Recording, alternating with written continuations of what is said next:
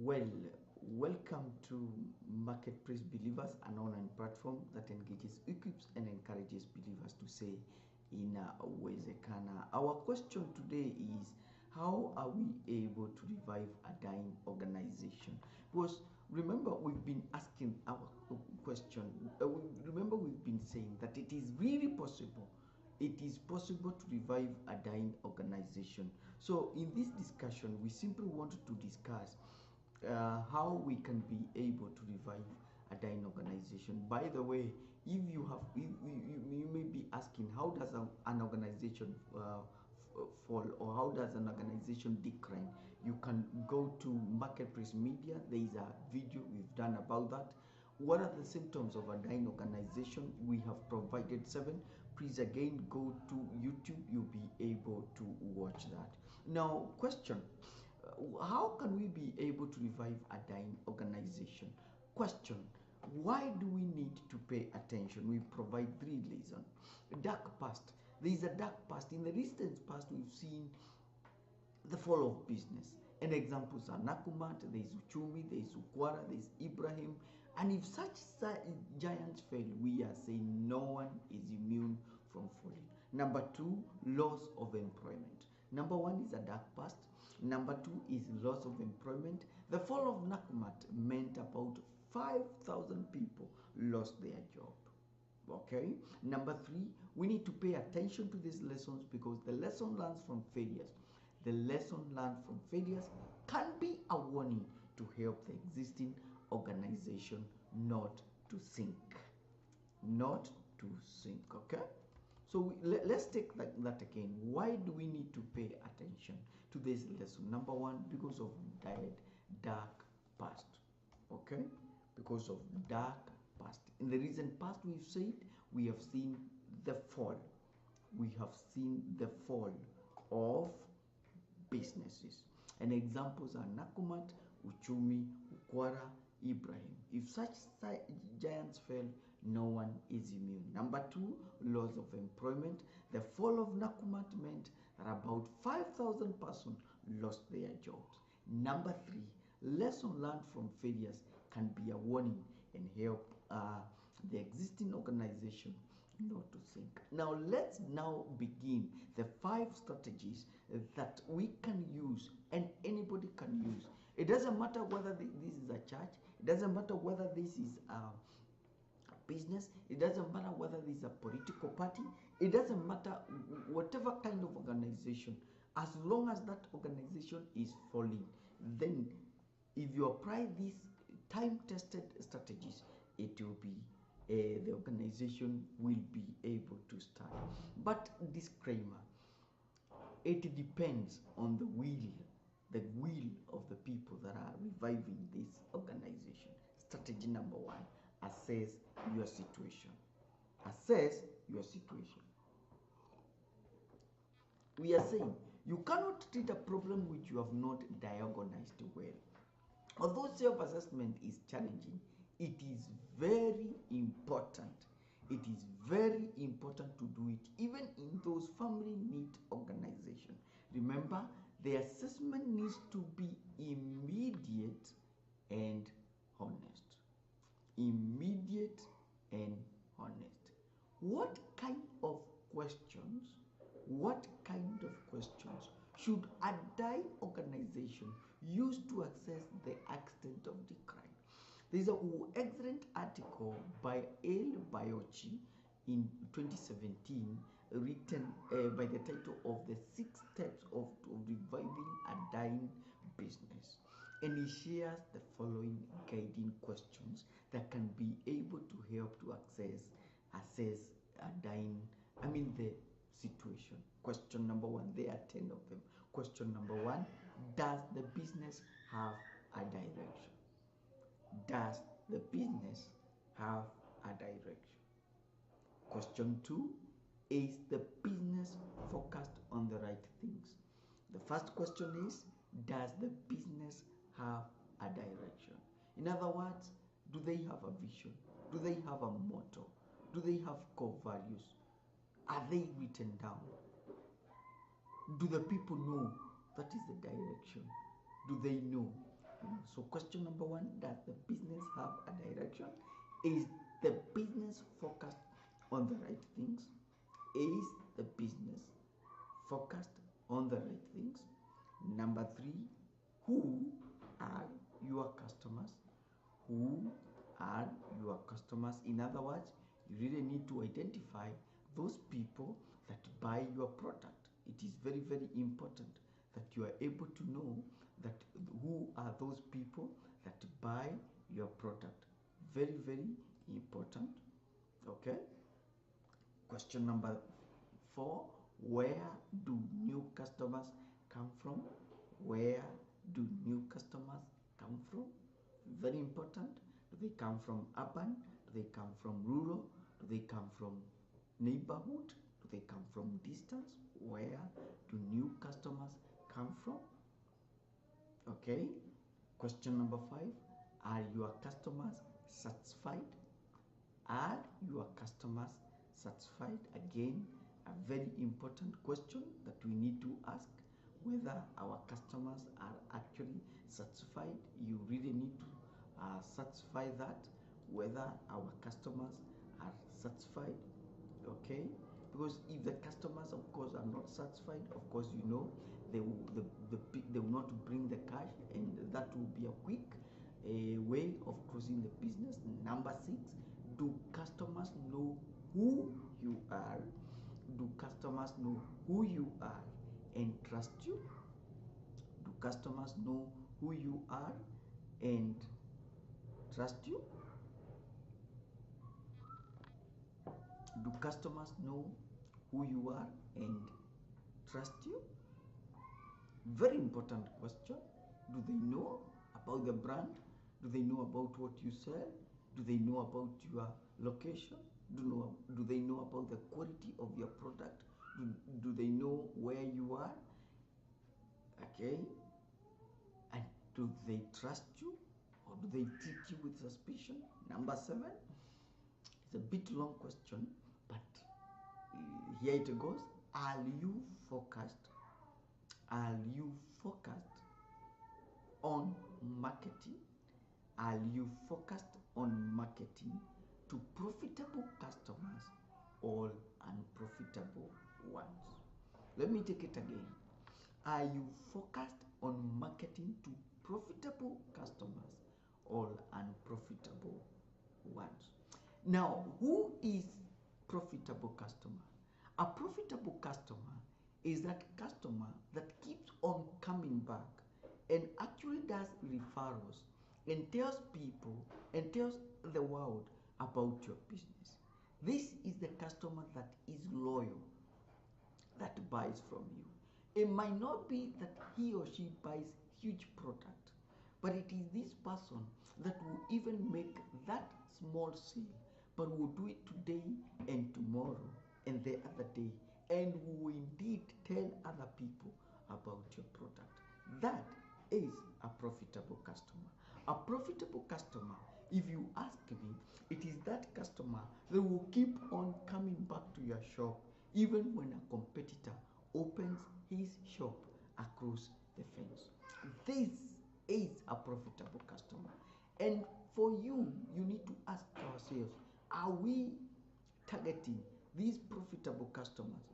An unprofitable customer is somebody who comes once in a year and comes and does a huge sale but never comes back, and never talks about your business to other people. So are we focused on marketing to profitable customers or all unprofitable ones? Number 8, are you offering an innovative product or service? Are you offering an innovative product or service? What are you offering? Is the product or the service that you are offering profitable? That is very important. Or is it better than the competitor? Remember, if your competitor offers a better product than the one that you are offering, of course, your customers will go to the next fence. So, are you offering an innovative product or service?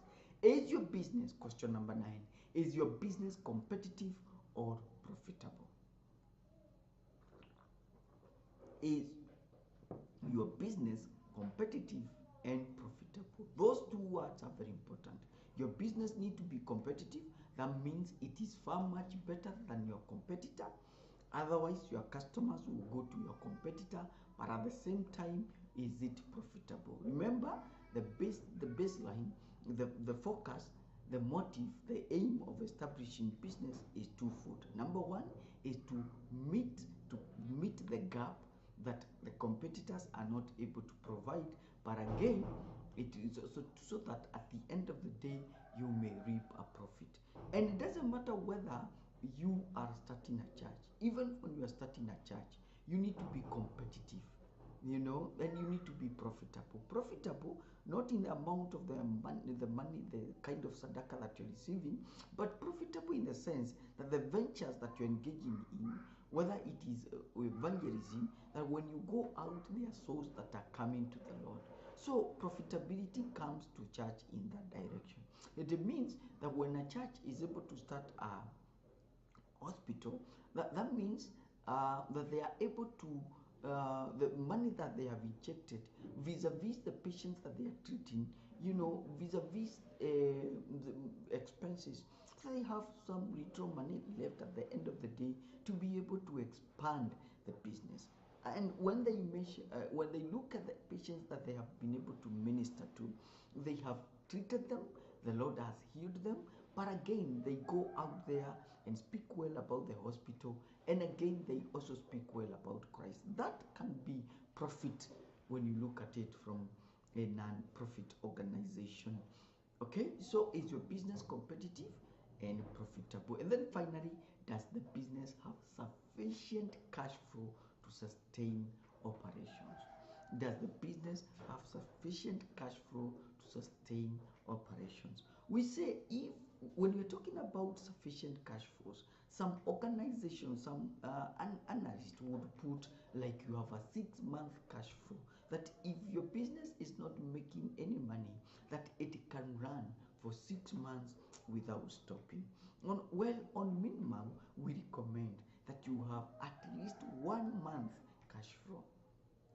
Okay, that it is really possible for you to be able to have enough money, that if you don't make money in the first month, you can be able to meet your overheads, you can be able to pay your salaries, you can be able to meet your to pay your rent, you can be able to pay power, all the utilities combined, you have that cash flow. That is an indication of organization that is healthy. So we are saying answers to the above questions needs to be detailed and lead to a turnaround strategy. Strategy number two is adjust your mindset. Adjust your mindset. Okay, we are saying adjust your mindset. Yes, you need to adjust your mindset. Very, very important thing. Now, it's critical that those reading the turnaround strategy be controlled by winner's mindset. This is the kind we are talking about, winner's mindset. And this is the kind of mindset that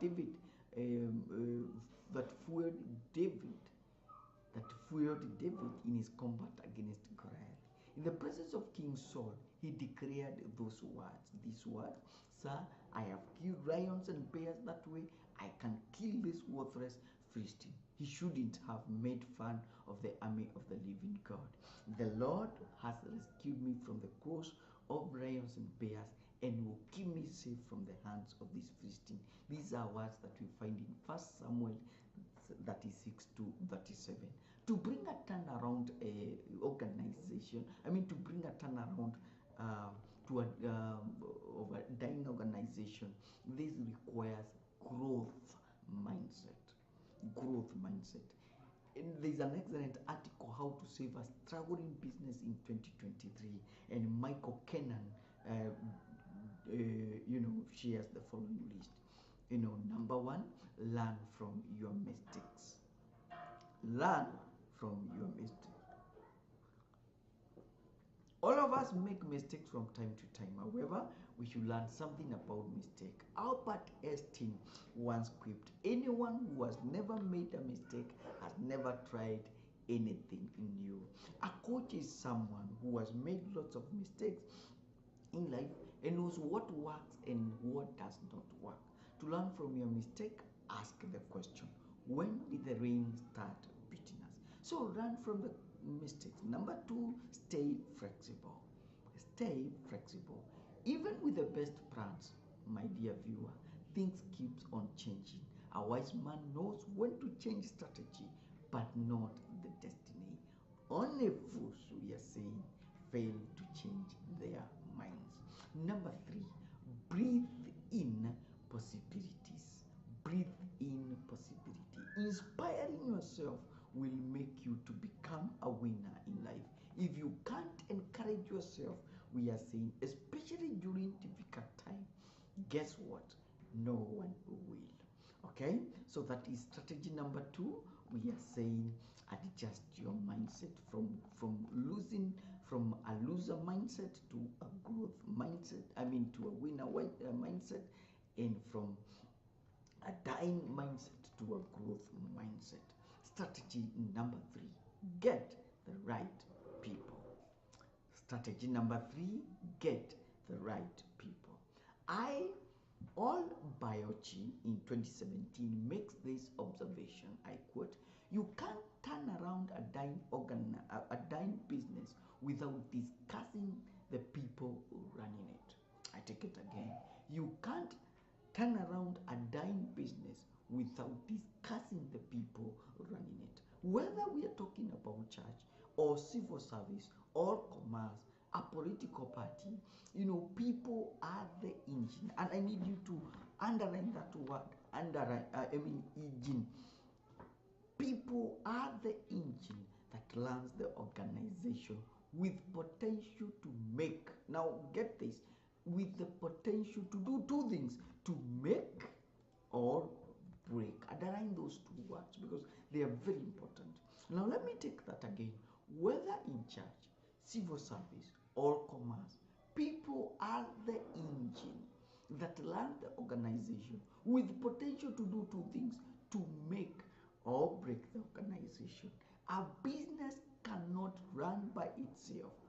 People, and we're repeating this, people are the engine that runs your business, and the people you surround yourself with, again we're saying, can make or break your business. You need to surround yourself with good people. You need to surround yourself with great people. To evaluate those working with you, one needs to ask yourself a set of 4 important questions. Question 1, are the right people running the company? Are the right people running the company? Right people in our definition are people who are loyal. Right people in our definition are people who are honest. Right people in our definition are people who are competent. Right people in our definition are people who understand the business, people who have grown with the business, people with the right attitude. It begins with the right attitudes, it ends with the right skills. If you have people with the right skills but they have the wrong attitude, these are the wrong people. If you have strangers, people you have poached from outside, these are the wrong people. Right people are people who understand the business, and people, number one, with the right attitude. So ask the question, are the right people running the company? Number 2, are the right people in the right positions? Are the right people in the right positions? The right people, yes, they might be around there, but again, they are not in the right positions. Remember, the discussion in one of Jim Collins' book is that you sit right people in the right seats. So you do not want to sit a driver in the conductor's seat. You do not want to sit a passenger in the driver's seat. You will mess the whole thing. So ask yourself, are the right people in the right position.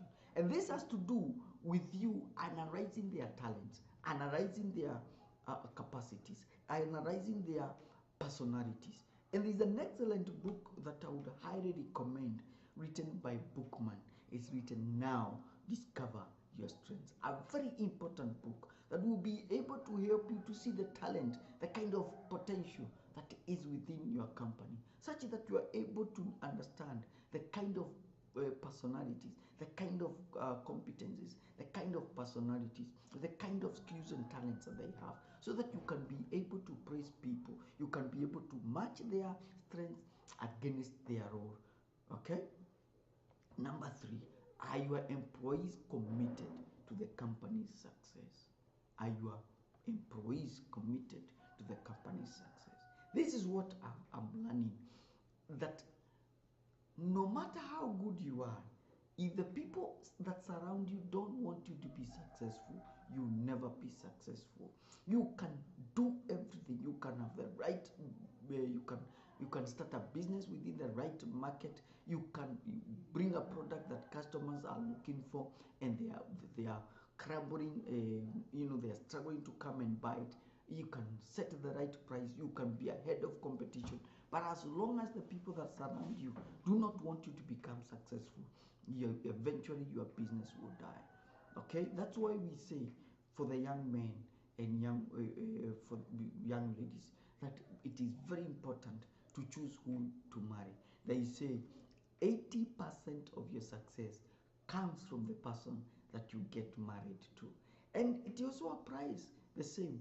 Your 80% of your success is dependent, is determined by the people who work for you. So are your employees committed to the company's success? You can imagine, as a wife, you're working very hard, you're bringing money, but your husband is drinking and doing all sort of things. Of course, he will pull you down. You can imagine, as a husband, you are bringing all the money, but your wife is not committed to the business. Your business will close down. So are your employees committed? The word is committed. Number 4, are there bad apples within your business that are poisoning the entire business? Are there bad apples within your business that are poisoning the entire business? You need to ask that. Are there bad apples, bad people with wrong attitude, bad people who are toxic, bad people who are not committed to do the work? You need to spot them. You need to identify them. We are saying the only person who can do this is the top dog, is the CEO, is the manager. If you are a member, you can only advise the top dog to carry out this assignment. People who will make or break your business. We are repeating this again. And as Jim Collins says, you need to sit you need to sit the right people in the bus and remove the wrong people. The sooner you fire the wrong people and bring in the right people, then the quicker the business will resurrect. Okay? Strategy number 4, re-innovate. Re-innovate. Tito Phillips names lack of innovation as one of the signs of a dying organization. As such, it follows that there is need to innovate. Okay? Innovation helps the business to remain relevant in the market. There is need to introduce better. There is the need to introduce better products that will meet the customer's needs. Again, there is need to look at the existing products or services and improve. I need you to underline that word, improve them, so that they look better. Failure to do so, the business will continue a downward spiral of doom. We are saying it is very important to ask yourself, what is it that the customers are looking for? What is it that we can do with our product, with our services, so that it looks better, so that it keeps on satisfying the customer's need? Remember, it is only a glad customer, G-L-A-D. It's only a glad customer that will buy from you. When a customer is M-A-D, he will not buy from your from your shop. He will buy from the next door shop. So it is very important, once you discover that your product is not meeting the expectation, your service is not meeting customers' expectation. Remember, Customer is the king. Please go down there, re-innovate, go in a breakneck speed and do it. And this is what Toyota does. They go out there, they carry out research, they are told, they are able to discover that customers are looking for this, and this is the kind of specification that they would want. They collect those specifications, the needs, and then they go and around the clock, they work around the clock and bring in a car that actually customers are looking for. This is the same. Strategy number 5. Inject cash. Inject cash. You've heard me. Inject cash. Now, cash is the lifeblood. Cash is the lifeblood of any organization. When an organization lacks money to finance her day-to-day operations, it opens a door towards its cost down. As such, to get the business back to its feet, inject cash. If you ask, why did the giant retailer Tuskys close down? Or what led to the spiral, downward spiral of Kenya Airways? The answer is simple: lack of cash. Kenya Airways woos, and any other government parastatal has done it so in the name of lack of cash. With the Tuskys, she was unable to pay her salaries. The suppliers, the rent, and what have you. Her appeal to have a quick injection, cash injection, went unanswered. Why? Instead of using the cash for intended purposes, it was collected by the brothers and not used for the purposes intended. Lack of cash will bring any organization to a needs. Part of the ways of increasing cash in the business would be a personal savior, selling part of the assets, cutting down on operation cost, and if need be, laying off any redundant staff. Remember, cash is the lifeblood of any organization. Well, dear viewers, this is Marketplace Believers, an online platform that engages, equips, and encourages believers to say, Ina Uwezekana. We want to believe that broadcast have been helpful to you, and we want to believe that you go out there and be able to revive the dying organization. As a man of faith, I speak that your organization will be able to rise up and become successful. This is Marketplace Believers, an online platform that engages, equips, and encourages believers to say, Ina Uwezekana. May the Lord bless you and do you good. Until next time, God